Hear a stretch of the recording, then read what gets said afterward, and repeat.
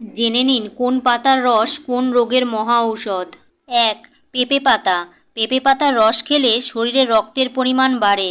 2. পেয়ারা পাতা। পেয়ারা পাতার রস খেলে মুখের ত্বক উজ্জ্বল হয় এবং মেয়েদের পিরিয়ডের ব্যথা দূর হয়। 3. নিম পাতা। নিম পাতার রস খেলে চুলকানি দূর হয়। 4. বাসক পাতা। বাসক পাতার রস খেলে কাশি দূর হয়। 5. পুদিনা পাতা। পুদিনা পাতা কাটা ছেঁড়ার ক্ষেত্রে এবং হারিয়ে যাওয়া খিদেকে ফিরিয়ে আনতে সাহায্য করে। 6. তুলসী পাতা। ঠান্ডা লাগলে তুলসী পাতা ম্যাজিকের মতন কাজ করে। গলার সব রকম সমস্যায় তুলসী পাতা ব্যবহৃত হয়। মাথা ব্যথা ও শরীরের ব্যথা কমাতে তুলসী পাতা খুবই কার্যকরী। 7. পাথরকুচি।